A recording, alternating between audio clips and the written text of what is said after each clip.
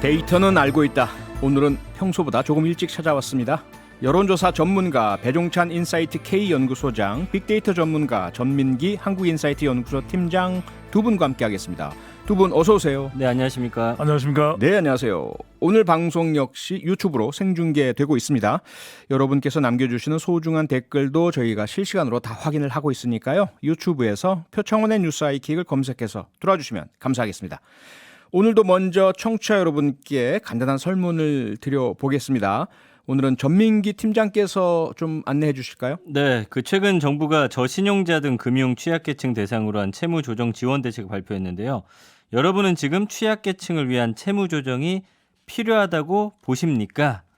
1번 필요하다, 2번 필요하지 않다, 3번 잘 모르겠다. 이 금융 취약계층 채무 지원에 공감하시면 1번, 아니라면 2번, 잘 모르겠다면 3번 보내주시면 됩니다. 휴대폰 문자 샵 8001번이나 스마트 라디오 미니로 보내주시면 되고요. 미니는 공짜고 문자는 단문 50원, 장문 100원의 정보 이용료가 있습니다. 5분 뽑아서 주방용 칼세트 선물로 드리겠습니다.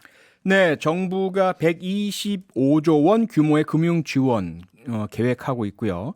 특히 이 중에서도 금융 취약계층을 위한 채무 조정이 여러모로 관심의 대상이 되고 있습니다. 빚 때문에 어려움 겪는 분들에게 이자 일부를 지원해 준다는 건데요. 배종찬 소장님은 어떻게 네. 보고 계세요? 총론적으로는 재개할 수 있는 것을 도와줄 수 있고 이런 사회적 안전망이 필요하지 않겠습니까? 예. 근데 이제 일각에서 자꾸 오해를 불러일으키는 것은 일부 빚을 탕감해 준다. 이것도 어떻게 보면은 본인이 저질렀던 문제를 나머지 대한민국 국민들이 다 감당을 해야 되는 거 아니야? 이 재원 자체도 세금 아니겠습니까? 여기 가상화폐나 주식 투자 실패자 말씀하시는 거죠? 그렇습니다. 예. 그래서 이제 취약계층을 구제하는 건 필요하되 네. 도덕적 해이가 일어나서는 안 된다. 네. 그래서 이걸 정책 시행하는 데 있어서 분명히 그런 도덕적인 해이와 또 도덕적인 추락하는 일이 없도록 좀 더 정교한 정책을 만들어야. 왜 그런 거 있거든요. 왜냐하면 나는 정말 성실히 살아왔는데 예. 불성실하게 살아왔던 사람들보다 사회에서 대접을 못 받는다고 생각하면 분명히 그런 또 상대적 박탈감이 있거든요. 네. 그런 부분들을 보완할 수 있는 제도가 돼야 되겠죠. 네. 전민기 팀장님은요? 저도 돕는 게 맞다고 보고요. 예. 누구를 어떻게 도울까를 좀 더 고민해 볼 필요가 있는 거죠. 근데 누가 선정되든지 거기에 이제 포함되지 않는 분들 혹은 그렇죠. 그런 분들의 입장에서는 당연히 이거 반대할 수도 있기 때문에 네. 저는 당연히 도와야 되는데 누구를 어떻게 도울지는 국민들의 어떤 좀 여론을 좀 더 면밀히 살펴야 되지 않을까. 그러나 100% 여론은 없다는 거는 좀 참고할 필요는 있습니다. 그렇죠. 100%는 불가능하죠. 예. 네, 청취자 여러분들 설문조사에 많은 참여 부탁드리겠습니다.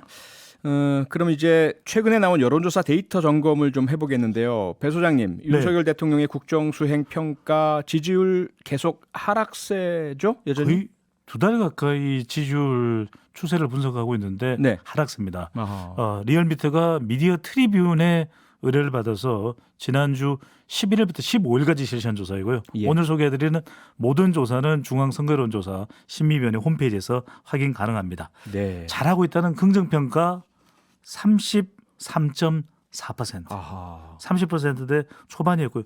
부정평가가 63.3%로 부정평가가 긍정보다 30%포인트 더 높게 나타났고요. 네. 거의 2배 가깝습니다.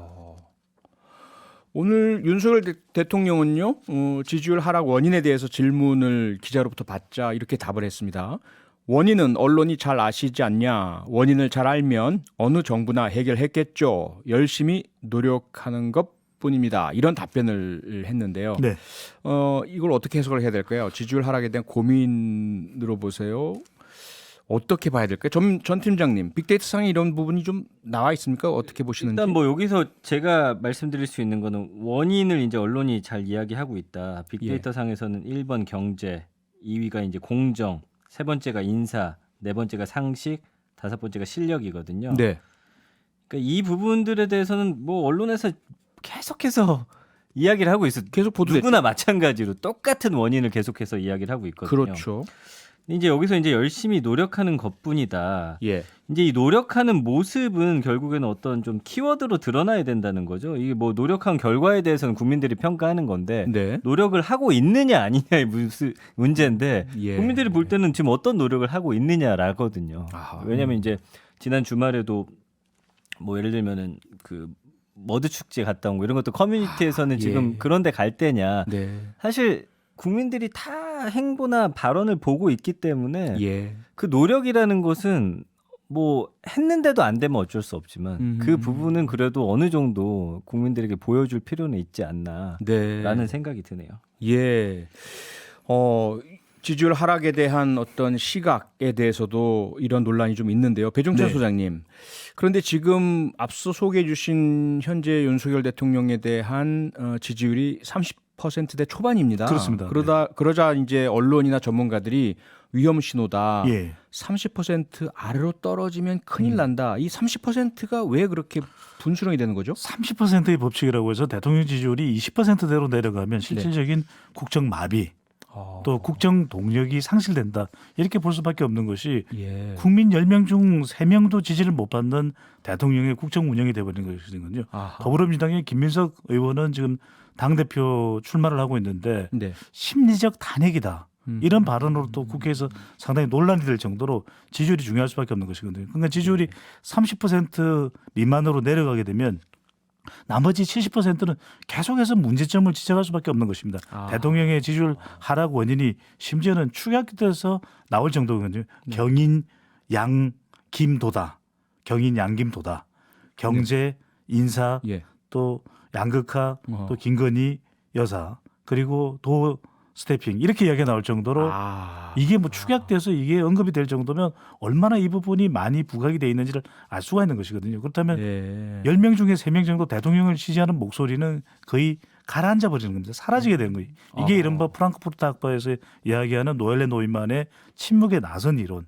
크게 목소리를 네. 더 낼 수가 없으면 국정 운영은 더 위축될 수밖에 없다. 그런데 여기서 핵심은 대통령의 스타일과 태도에 달려 있다라는 것이 이제 근본적인 원인 분석이면 네. 대통령은 과거보다는 문재인 정권에 대한 비판이나 또 탓을 돌리기보다는 네. 오히려 경제로 미래로 이렇게 가는 것이 필요하고 결국에는 대통령 지지율이 언제쯤 반등할 것인가, 반등 가능할 것인가 이 부분 상당히 궁금하시잖아요. 네, 그런데 그렇죠. 그런 계기는 안 보입니다. 그러다 보니까 어허. 8월 말에 이재명 의원이 당대표가 되면 그제서야 또 윤명 대첩이 되니까 네. 8월 말이나 9월 달이 되면 정치적인 대결, 정치적인 자극을 통해서 지지층들이 결집하고 반등할 것이다. 아하. 사실 이렇게 되면 또 충돌이고 또 국민은 양분되는 것이거든요. 그러니까 네. 오롯이 대통령의 국정 운영이 좋아서 와 정말 경제로 미래로 경미야. 대통령이 경미를 찾네. 그래서 대통령의 지지율이 중간지대에서 올라올 때 이것이 대통령의 실력 있는 국정 운영에 대한 평가가 될 수 있는 것이거든요. 네. 대통령 지지율이 30% 아래로 떨어진다는 것의 의미를 국민의 70%가량이 뭘 해도 나쁘게 보는 이 상황이라고 묘사해 주는 게 좀 상당히 좀 충격으로 다가오는데요. 근데 위험하다는 게 바로 느껴지고요. 문제는 그렇다면 지금 이 상황이 소위 말하는 바닥일까요? 아니면 실제로 30% 밑으로 떨어질 가능성도 있다고 보세요? 떨어질 가능성도 있죠. 왜 그런 이유는 뭐냐면 예. 지금 대통령의 지지율이 대통령에 대해서 기본적으로 반대하고 투표하지 않았던 부정평가층이 아니라 지금 PK, TK 60대, 70대 이상 가장주부층께서까지도 이탈하거든요. 그 6개월 전만 하더라도 부산의 서면의 중심지에 가서 인터뷰를 해보면 그래 정권 교체해야 안 되나 이런 이야기인데 지금은 부산 서면에 가면 이런 이야기가 나오죠. 와 그라노, 와이라노, 네. 와 그래. 저도 이제 예. 그 부정어에서 윤석열 대통령 지금 네. 75%는 몇 주째 동일한데 네. 지난주에도 말씀드렸죠. 지지하다라는 단어가 그래도 긍정어에 있었거든요. 예. 그거는 뭐 어떻게 하든 뭘 하든 지지를 하겠다는데 지지하다가 사라지고 이제 기대로 바뀌었거든요. 앞으로 잘하길 기대한다. 예. 이건 약간 어감이 달라진 거예요. 국민들의 저는 시각도 그렇게 바뀌었다고 보거든요. 아하. 뭔가를 기대하는데 여기서 이제 또 좋은 모습을 못 보인다. 네. 그 다음에 이제 어떻게 될지 모르는 거죠. 지금 말씀 주신 기대하다의 의미가 두고 보겠다로 좀 이해가 그거의 됩니다. 어떤 긍정적인 표현이라고 봐야겠죠. 아하. 그래도 내가 그동안 지지했던 사람이니까 네. 그래도 이제 이 정도까지 내려가지고. 했으면 앞으로는 잘하겠지. 이런 표현이거든요. 그러니까 대통령이 네. 태도를 바꾸면 예. 스타일인데 태도를 바꾸면 국민들은 더 다가설 수 있는 거죠. 앞서 이제 전민기 팀장이 아주 좋은 분석을 했던 것이 예. 지역 현장을 가도 경제 상황이 엄중한데 네. 대통령의 지역 행보가 주목받지 못하고 진의대로 해석이 되지 않는 것이거든요. 그렇다면 이럴 때일수록 더 엄중하게 네. 온몸을 불살라서 경제를 한번 살려보자. 네. 그러니까 98년도에 IMF 외환위기 때 김대중 전 대통령의 태도가 그랬거든요. 금을 모아봅시다. 네, 국민 여러분 함께하면 할 수 있습니다. 그런 이야기처럼 네. 그 모습을 기대하고 있는 것이죠, 국민들은요. 네. 기대하고 있는 국민들 그러면 현재의 윤석열 대통령의 경제 정책에 대해서는 어떠한 여론입니까? 네, 한국사회여론연구소가 TBS 의뢰로 지난 금요일과 토요일입니다. 10월 16일 실시한 조사인데요. 예. 윤석열 정부의 경제 위기 대책을 어떻게 생각하느냐, 어떻게 평가하느냐는 질문이겠죠. 네. 잘하고 있다는 긍정 평가는 28.4%. 아, 더 10명 중 3명이 안 됩니다. 아. 그래서 이 결과대로라면 대통령의 긍정평가 지지율이 20%대로 내려갈 가능성도 있다는 거고요. 네. 부정평가는 66.3%로 나타났습니다. 아이고. 똑같지는 않지만 대통령의 지금 국정수행평가와 비슷하다. 그렇다면 태도를 빨리 바꾼다면 40대 50대 경제활동 인구 네. 그리고 자영업청 가정주부청에서 좀 더 지지율이 올라갈 수 있거든요.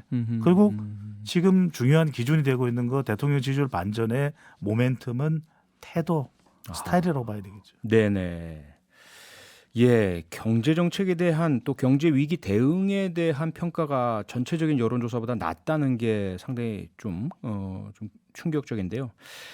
자, 이번에는 주요 현안을 빅데이터 분석을 통해서 한번 진단을 해보겠습니다.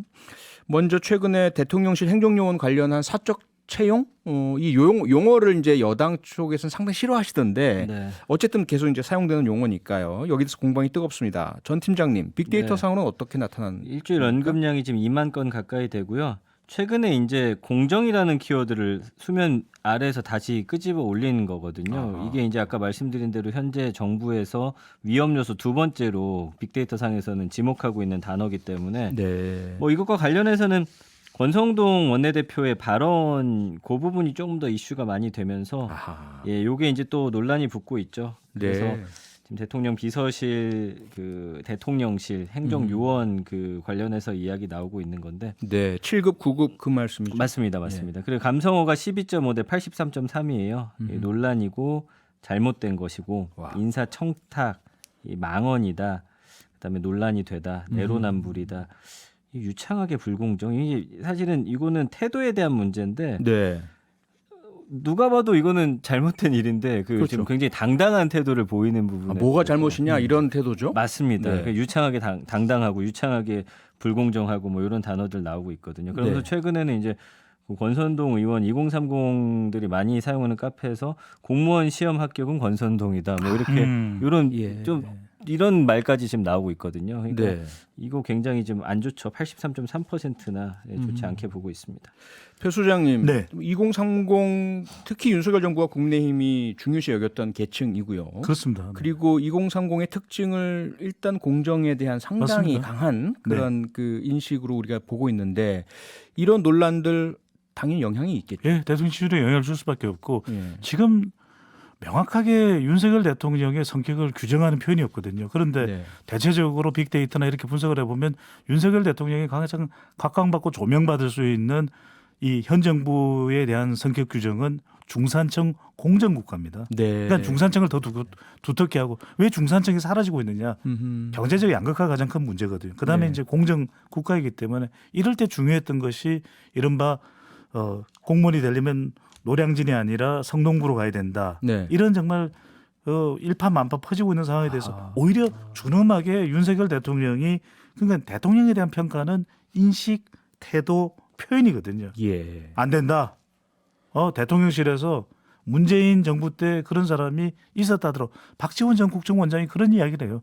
문재인 정부에서도 청와대 대통령실에 그런 사람이 있었다. 하지만 그렇게 표현하지 않았다. 네. 비판받을 때 예. 뭔가 그 부분에 대해서 최대한 좀 진화시키려고 노력을 했지. 음흠. 지나치게 당당하게 7급으로도 갈 수 있는 인물인데 9급인데 뭐가 문제냐. 예. 그리고 지역구의 선관위원이 뭐가 문제냐. 음흠. 근데 이럴 때 윤석열 대통령이 준엄하게 나오면 네. 대통령의 지지율이 더 올라갈 수 있거든. 도저히 이건 못 본다. 나는 중산층 공정 국가로 가겠다. 그렇죠. 바로 이럴 때 태도가 나와야 되는 거죠. 네네. 전 팀장님. 네. 그런데 이제 좀 전에 쭉 감성어 소개를 해주셨지만 대통령실에서는 아니 법적으로 문제가 없다. 근데 왜 그러냐? 언론이 문제다. 혹은 맞아요. 야당은 더 심하지 않느냐? 왜 우리만 갖고 그래요? 이런 반응 아닙니까? 그게 이제 좀 태도의 문제이고 순서에 이제 뒤바뀜이 좀 있는 것 같아요. 예. 처음부터 만약에 이런 직 자체는 원래 그 대통령이나 정권이 바뀌게 되면 직이 유지되는 게 아니고 이렇게 뽑는 것이다. 뭐 이런 식으로 먼저 이제 해명을 하고 예. 그 다음에 이거 봐라 과거에도 과거 여당인 민주당도 이런 식으로 선출을 했었다. 네. 그러나 국민들 입장에서 봤을 때 이렇게 된 부분에 대해서는 죄송하다.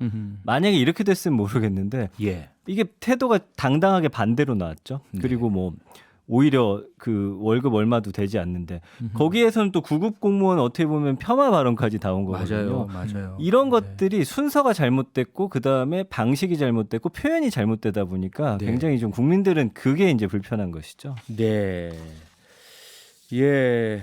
참 그게 대통령 상황이고요. 예. 지지율이 하락하고 있는 상황에서 예. 당의 논란들도 걷잡을 수는 없는 상황이거든요. 네. 지금 이준석 대표는 전국 행보를 하고 있고 권성동 원내대표 당대표 직무대행에 대해서 또 논란되고 있는 이른바 공무원은 에듀땡이 아니라 공무원은 권성동. 아이고. 이거 정말 마땅하지 않은 그런 호칭이고 실제로 당권까지도 노리고 있는 권성동 원내대표에게는 이런 네. 여론은 결코 달갑지 않은 것이거든요. 그렇죠. 심지어는 장제원 의원도 거친 표현이다. 예. 그 이면에는 지금 관련된 반응에 대해서도 권성동 의원의 이 발언을 거칠게도 보지만 그래 그렇게 해서는 당권 못 잡을 텐데 이런 의미도 내포하고 있을 겁니다. 네네. 그렇다면 대통령 지지율 하락하는데 누구라도 좀 도와야 될 거 아니겠습니까? 아니, 집권 여당이니까요. 네네. 그런 면에서 이 이슈가 결코 가볍지 않은 이슈가 되고 있는 것이죠. 네. 지금 이제 권성동 원내대표의 이야기 또 권성동 원내대표를 희화화한 이 젊은이들 사이에서 그런